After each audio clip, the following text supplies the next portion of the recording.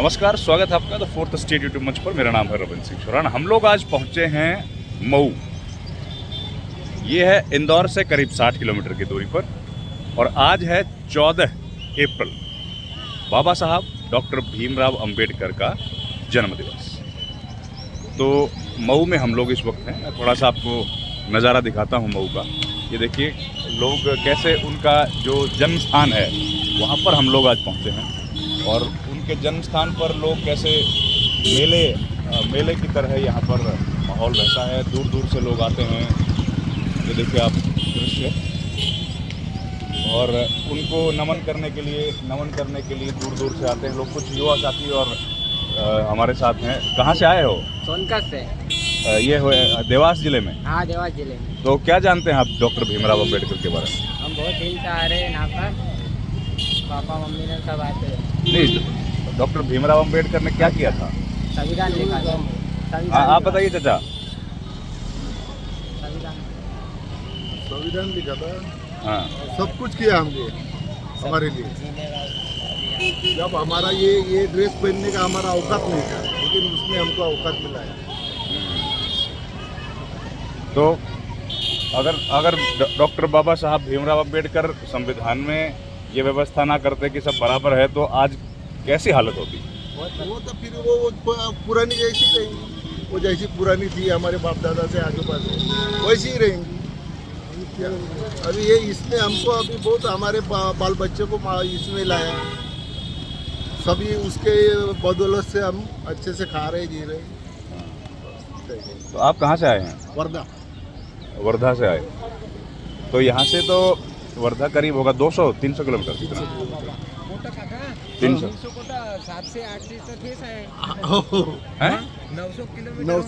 900 kilometre है। देखिए 900 kilometre से ये लोग आए हैं और श्रद्धा कितनी है डॉक्टर बाबा साहब के लिए, ये बड़ा महत्वपूर्ण है। तो आपका क्या नाम है जी? मेरा नाम प्रशांत संभाजी बेशेकर है।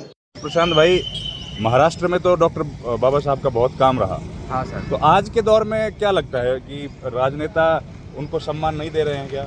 हाँ, तो उनको नहीं सम्मान दे रहे, नहीं सम्मान दे रहे, क्योंकि कैसा है अभी बहुत गया कि अभी ये माहौल हो गया ना उनका, तो ये उनके नाम पे बाद में अपने चल बदलू हो जाते हैं। उनका नाम उपयोग करते हैं। हाँ। लेकिन उनका काम मानते नहीं है। बहुत कुछ किया उसके नाम पे आटोले ने। हाँ। अभी बदल गया।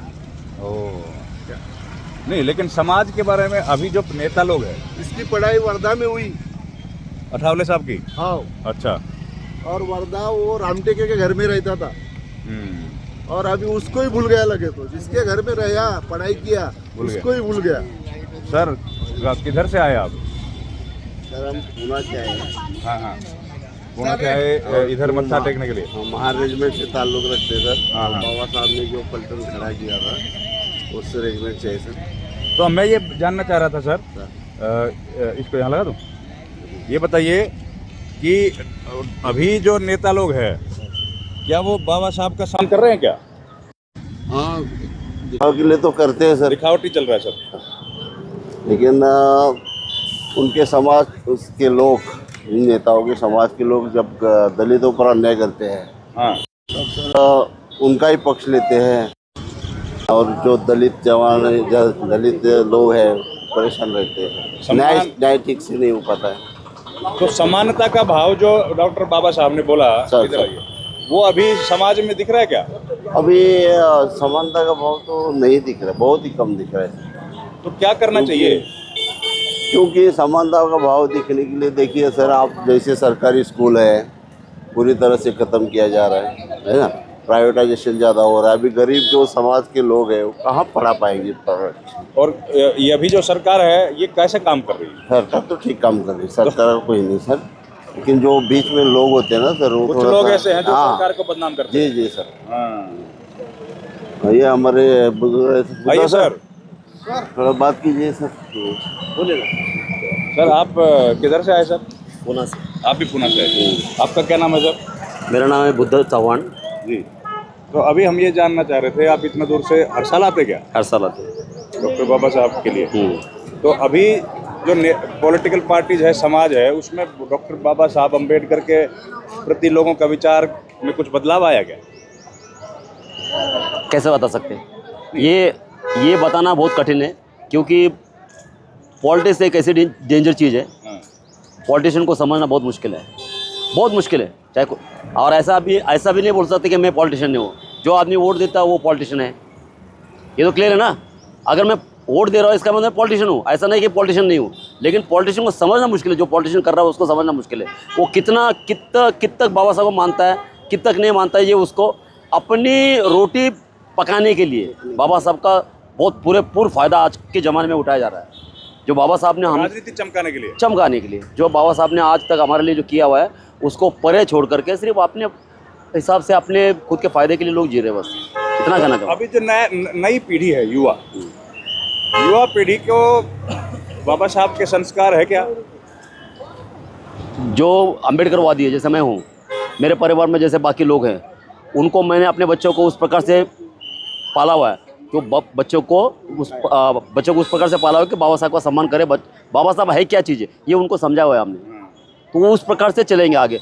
जो दादी माँ होती है घर के अंदर, और बच्चे को अगर अपने गोद में लेती है, वो जिस प्रकार से संस्कार देगी, सबसे अपने घर को ख़राब करने वाले कोई है तो दादी माँ है, जो पूर्वज है अपने। अगर वो जिस प्रकार से संस्कार देंगे उसी प्रकार से बच्चा बनेगा आपका। तो एक और आखिरी बात, बाबा साहब अगर ये संविधान में बराबरी की बात ना करते तो क्या स्थिति होती? तो क्या स्थिति होती है अभी मैं बोलूँगा तो शायद बाकी समाज वालों को बुरा लग जाएगा, क्योंकि बाबा साहब ने जो संविधान बनाया है 1950 के अंदर इसको लागू किया, और बाबा साहब ने आर्टिकल 13 लिखा। आर्टिकल 13 के अंदर एक बात कही है जो आज भी जो उच्च वर्णीय लोग हैं उनको खटकती है वो बात। उसमें लिखा है बाबा साहब ने आर्टिकल 13 के अंदर कि यहाँ तक जो भी कानून कायदे चलते थे वो उसको शून्य मानता हूँ मैं। 1950 तक बाबा साहब ने बोला कि आज तक जो भी कानून कायदे बने उसको मैं शून्य बोलता हूँ, आर्टिकल 13 बोलता है। इसका मतलब है जो पहले मनोवादी कानून कायदे चलते थे वो वहाँ तक ख़त्म हो चुके हैं, और उसको ये बात खटकती है लोगों को, और वो बात को आज भी उसको वो जो आर्टिकल 13 है वो लोग को समझ लेता है। आर्टिकल 51 क्या बोलता है आपको? आर्टिकल 51 ये बोलता है आपको कि आप जब बाहर निकलते हो आपको बोलते साइंटिफिक रीज़न से आपको बदलना है, साइंटिफिक रीज़न से बदलना है। लेकिन आप घर से बाहर निकलते हो तो आप कभी ये सोचा आपने कि भाई साइंटिफिक रीज़न से बदल चुके हैं? कितने लोग जाते हैं बताओ मेरे को। यहाँ पर आप रास्ते से निकल जाओगे तो बाबा साहब का, भगवान बुद्ध का बहुत मुश्किल से आपको स्टैचू नजर आएगा। उनके विचारों के बहुत कम लोग मिलेंगे, मंदिर लोग बहुत कम मिलेंगे आपको। बताओ, तो बाबा साहब ने 2 चीज़ें बोली थी, अगर आपको सुबह 2 घंटे बचते, एक मंदिर की बचती, एक बचती बोला आपको, तो उस प्रकार से आपको जिधर जाना है वो आपने सोचना है। ये बाबा साहब ने बोला था, और बाबा साहब के विचार बहुत उच्च, उसको समझना मुश्किल बचती है, एक शिक्षा की, एक मंदिर की। मैं बोलना चाहता हूँ, समझते हैं लोग, समझ जो आपको तय करना है कि शिक्षा वो है जिस वो शेरनी का दूध, जो शेरनी का दूध है, जो पिएगा वो दहाड़ेगा। तो दहाड़ने वाले इनको लोग अच्छे लगते नहीं है आजकल के पॉलिटिशियन लोगों को, इसलिए आपको 8वीं तक का ऐसे। लेकिन अभी तो इस चुनाव में हमने देखा बड़ा चर्चा चला कि संविधान बदलेंगे करके। बोलने वाले को क्या है, कुछ भी बोलेगा। लेकिन संविधान के अंदर ऐसे 4 चौखट लगा रखे बाबा साहब के अंदर, उसके अंदर आपको 26 आर्टिकल लिखा हुआ है, उसी संविधान की सुरक्षा के लिए वो उसकी सुरक्षा कर रहा है ना वो। ठीक है सर, तो कोई भी उसको संविधान को चेंज नहीं कर सकता, ये हर एक चीज़ को हर एक आदमी को मालूम होना चाहिए। ओके, धन्यवाद, थैंक यू। तो ये हम लोगों की एक बातचीत थी, यहाँ पर कई सारे लोग आए हैं, तो सोचा आपके लिए एक बातचीत हम लोग रिकॉर्ड करें। इंदौर के नज़दीक महू है, और महू जन्म स्थान है डॉक्टर बाबा साहब भीमराव अम्बेडकर का। यहाँ से ये थी रिपोर्ट। आपसे गुजारिश है हमारे चैनल को लाइक, शेयर और सब्सक्राइब जरूर कीजिए। आपका बहुत बहुत धन्यवाद। Thank you very much.